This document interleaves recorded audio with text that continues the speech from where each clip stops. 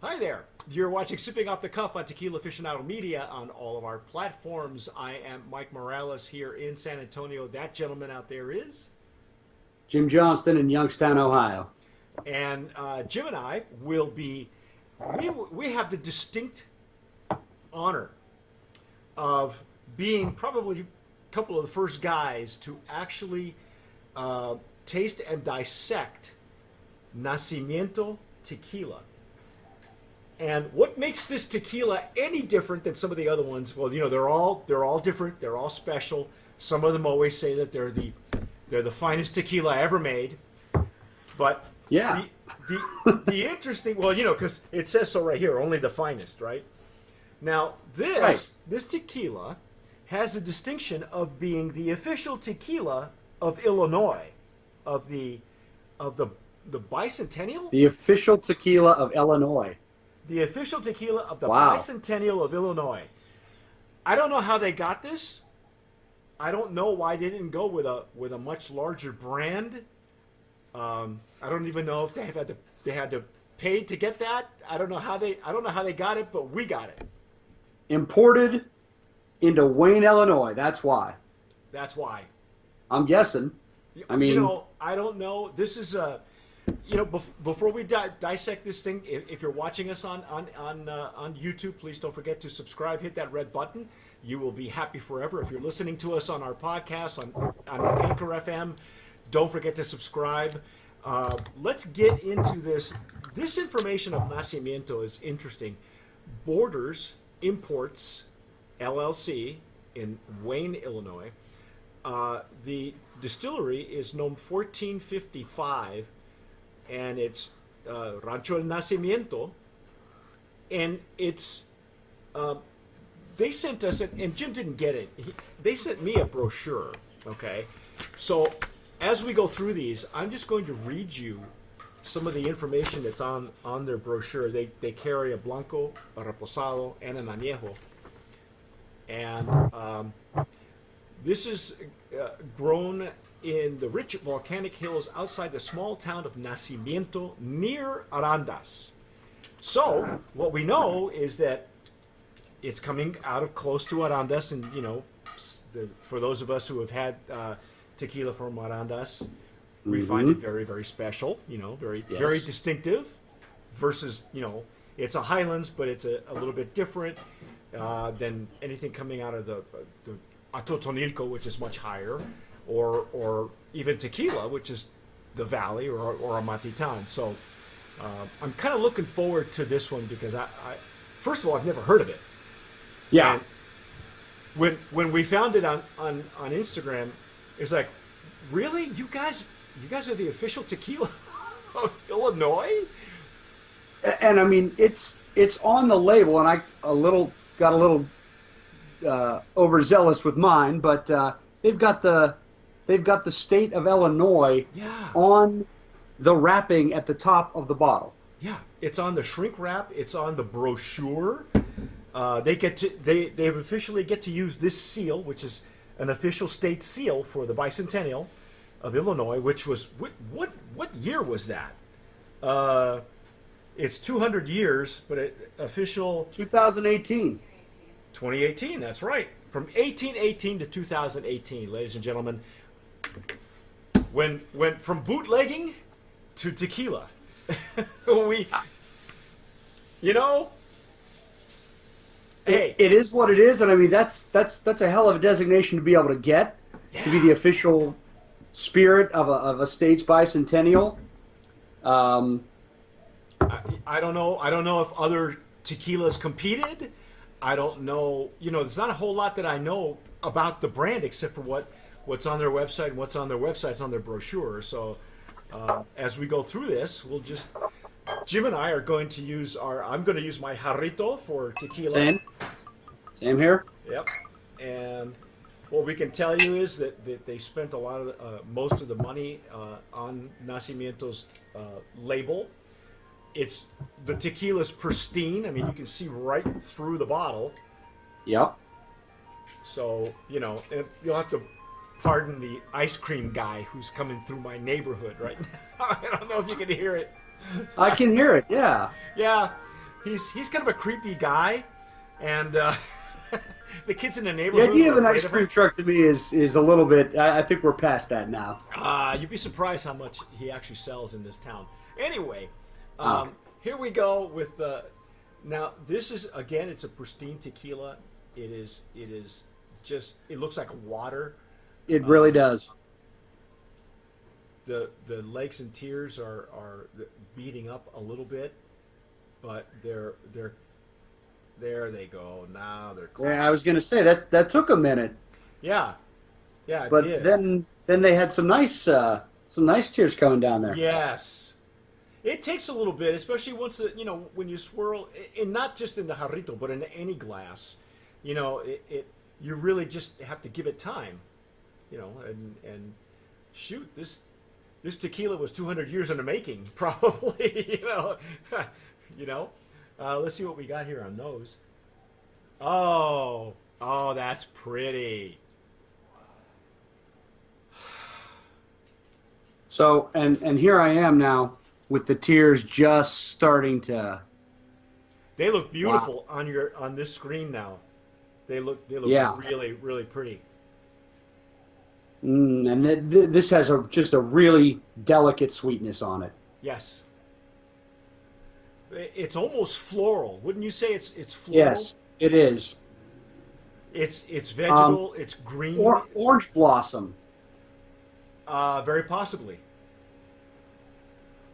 Yeah, it is floral in a blossom kind of way, like like you said, an orange blossom, not the orange oil or some sort of citrus, even a lime or possibly a lemon. Usually we get the little bit of that zest smell, but this smells a lot more like really fresh floral. Yes. But just a touch of that sweet citrus behind it, but not zesty in any way. Not No. It's very pleasant. It's like walking among. It's like springtime. It really is like walking among trees that are blossoming in the spring. That is just straight out and out. That is really just a very delicate, pleasant aroma. Yes, and there's no alcohol. I'm not getting any alcohol. No. I'm not sure about you, but so just to give some information, some background here on Nacimiento. Let's see the Nacimiento near Aromas, the Quiros family has been ably cultivating these lands for generations. This agave is grown following strict organic protocols, ensuring that the plants retain their full flavor and natural features. Now, when they say strict organic protocols, all that means is they're going as organic. They're growing as organically as possible without actually Not certified. Right. They're not. That doesn't say certified, but it's just it's a hair under what it would be if it had a certification. So I'm ready to dive in if I were you, man. Let's Yep. just, Let's do it. let's do it.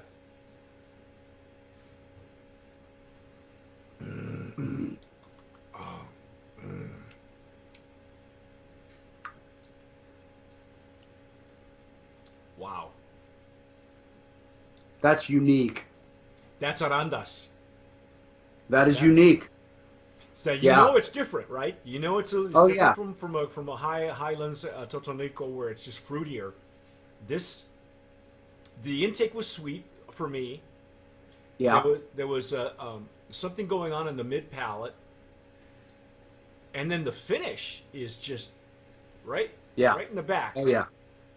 Yeah, and I kind of noticed it in the glass a little bit, but the mouthfeel to this, with that sweetness that hits you up front, it's a little bit like a glycerin sort of. There's just a little bit of thickness, but I think that's because when I put it in, when I tasted it, I held it there for a minute because you get that sweet, Yes. that bang right up front.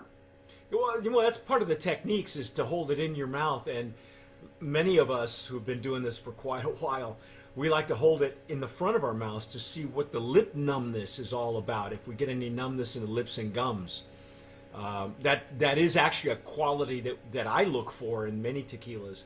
If you hold any tequila or mezcal close enough to your, of course, at higher ABVs, that tends to burn. But Right. at a 40, this is a 40 ABV, an 80 proof tequila. You know, to get significant lip numbness and gum numbness is actually a good sign. Right, and Me. I didn't get a full numbness in there, and I don't want to give anybody the idea that there's a mint flavor on this, but it was a menthol sensation on my tongue, but very light, and it keeps that sweetness hanging on the front of your mouth for a little bit. Yes. It actually Oh. lets it linger there. Wow, this is beautiful. It really like is nice all the way to It's the like end. a spearmint. Yes. It's a spearmint, and Yeah. I got it. Like a sweet mint and a very very low key, but really nice. Wow, that is beautiful. That is outstanding. Wow, there are very few tequilas that are representative of the area of Arandas. Naturally, G4 would be one of them. Naturally, Tapatio would be another one. But I gotta tell you, man, this Nacimiento. Yeah, this has got a really, and that middle's got a little bit of that pepper on it with just some fresh agave, but you still have that coolness, that menthol sensation Yes. a little bit. And I really think that assists that flavor all the way to the finish because it just kind of makes it hang a little longer. Yeah, I well, it's really got- like that. You said it had a really good mouth feel, you know, and that's what it is. It's not yeah. whether it's from, you know, I would imagine that a tequila from these folks would probably not have added glycerin. This is, you know, but glycerin happens naturally in distillation, so you know, the mouth feel and the structure may even come from the agave itself, and you know, there are brands like, for instance, Don Pilar, where and you have not had that sadly, but you will, where one of my cohorts used to say that it's beefy, you know, and I would say Yeah. it's chewy. It's like you're actually Chewy is exactly how I would describe this. Yeah, it's like you're chewing onto some It's agave. it's got a presence in your mouth that you feel like you can bite down on it, and that the flavor just hangs the whole way through the finish. And when it's right here, you still have that front of your palate just kind of faintly clinging at the end. It's Yeah. really nice. It's a lingering finish.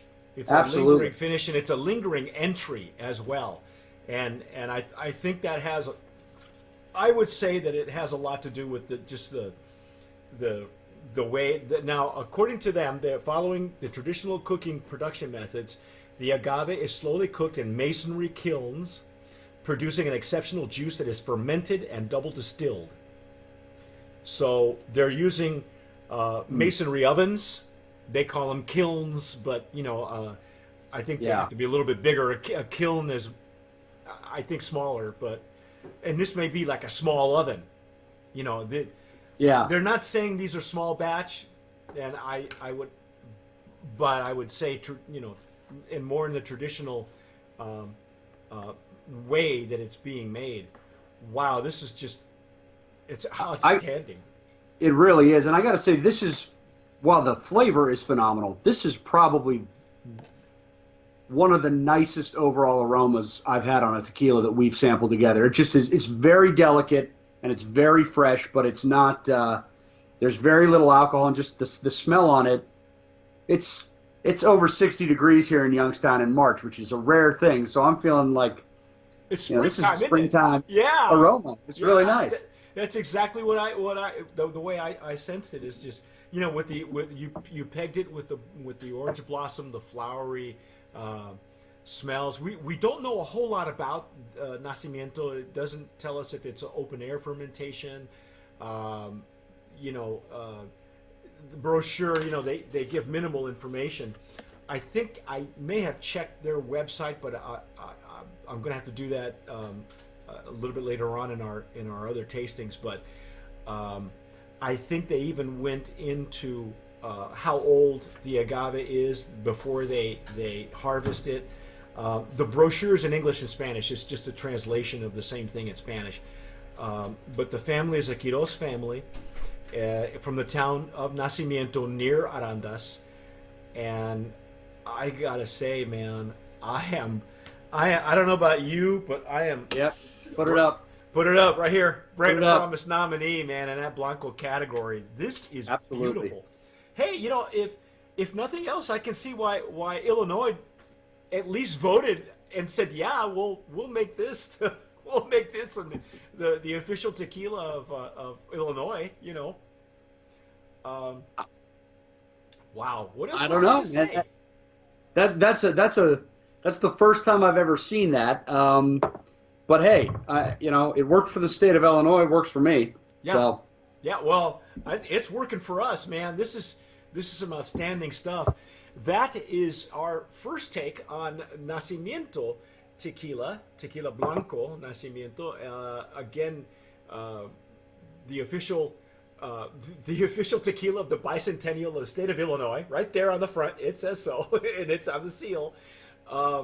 But very worthy, I have to say. I'm really, really impressed, and I'm anxious to get to the Reposado and Añejo. But that's our take on Nacimiento Tequila. I'm Mike Morales here in San Antonio, and that gentleman helping me out is Jim Johnston in Youngstown, Ohio. You've been watching and listening to Sipping Off the Cuff on Tequila Aficionado Media on all of our platforms. Again, if you're watching us on YouTube, please subscribe, hit the red button, but only if you're ready for commitment.